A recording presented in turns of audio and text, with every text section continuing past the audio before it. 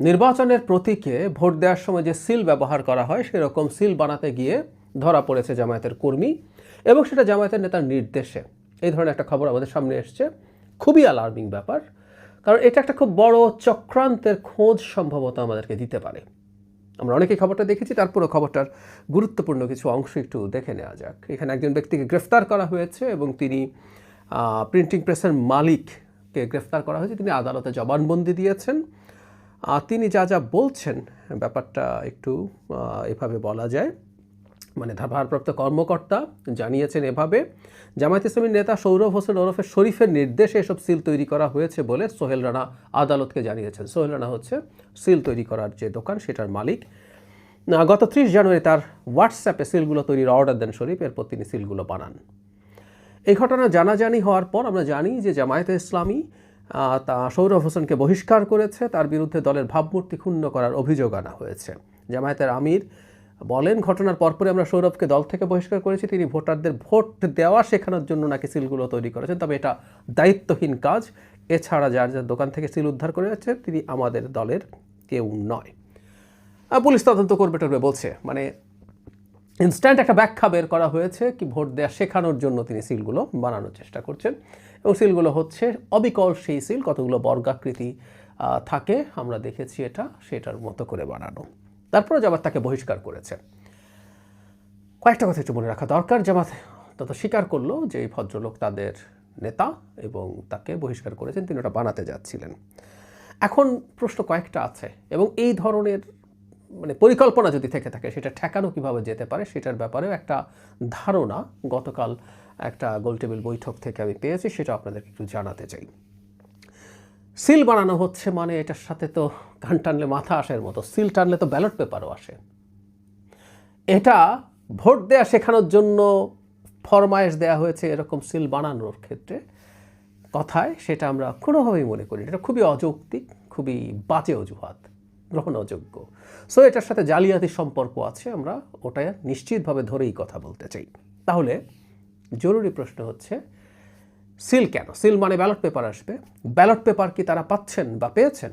মানে কথাটা এইরকম যে প্রত্যেকটা কনস্টিটিউয়েন্সিতে আলাদা আলাদা ব্যালট পেপার হয়, কারণ সেখানে শেষ পর্যন্ত যে কয়টা প্রতীক থাকে সেই প্রতীকগুলো অনুযায়ী ব্যালট পেপার ছাপা হয়।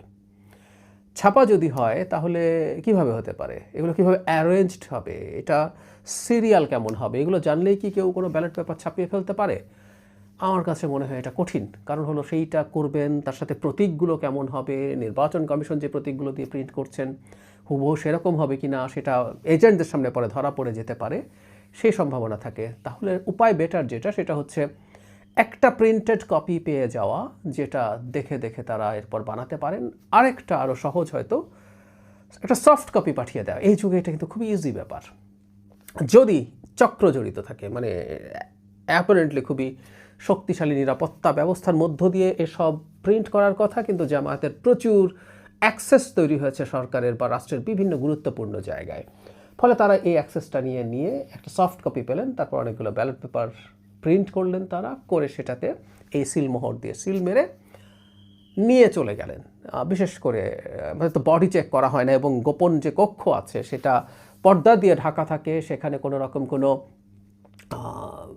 সিকিউরিটি ক্যামেরার অ্যাক্সেস থাকে না। ফলে ওখানে গিয়ে ওই ভাঁজ করা ব্যালট পেপারগুলো বক্সে যে কেউ ঢুকিয়ে দিতেই পারেন, যদি তিনি ব্যালট পেপারের ওই সফট কপি বা কোনোভাবে কিছু ব্যালট পেপার পেয়ে যান।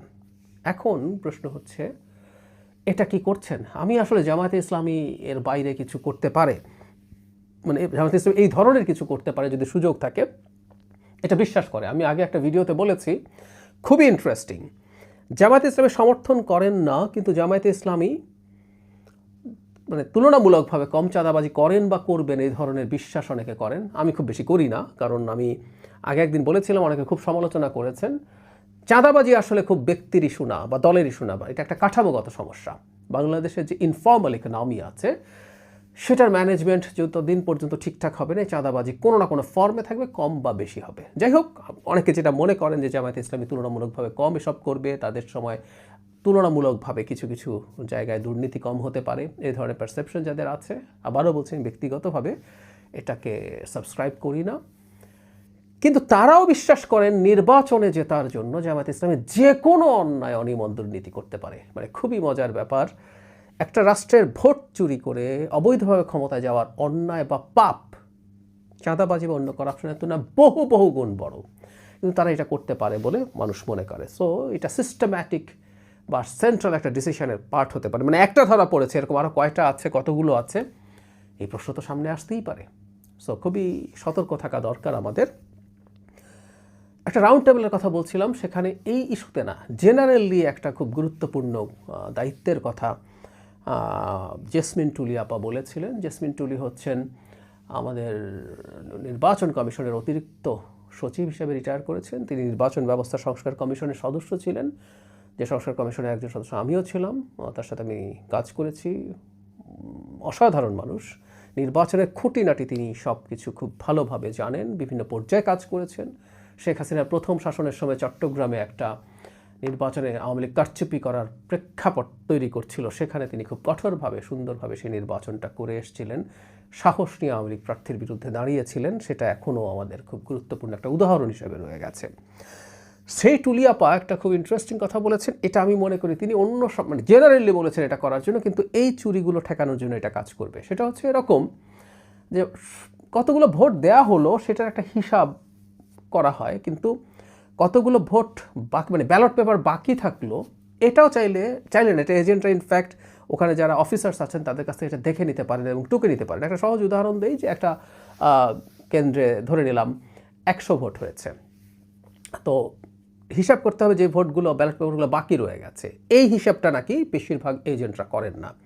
তাহলে ধরলাম যে কেউ একজন হিসাব করে দেখলেন যে 25টা ব্যালট পেপার রয়ে গেছে, তাহলে পরে যখন ভোট কাউন্টেড হবে তখন কিন্তু বের হবে যে 75টা ভোট ওখানে দেয়া হয়েছে, যেহেতু 25টা এখানে বাকি রয়ে গেছে।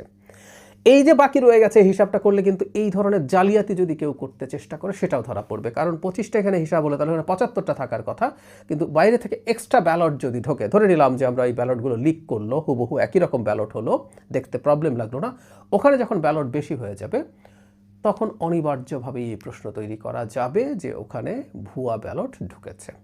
সুতরাং আমি মনে করি এটা জেনারেলি করা দরকার। এজেন্টরা যে পরিমাণ ব্যালট বাকি রয়ে গেল টোটাল ব্যালট থেকে, সেই হিসাবটা দেখবেন এবং করিয়ে নেবেন সেখানে দায়িত্বপ্রাপ্ত অফিসার থেকে, তাহলে হয়তো এটা ঠেকানো যাবে। আমি আগামী নির্বাচনে এজেন্টদের, বিশেষ করে বিএনপির এজেন্টদের খুবই সতর্ক থাকতে হবে। সব এজেন্টেরই থাকা উচিত, কোনো দলই কোনো অন্যায় বা অনিয়ম করুক সেটা কোনোভাবেই যেন হতে না পারে সেটা দেখতে হবে।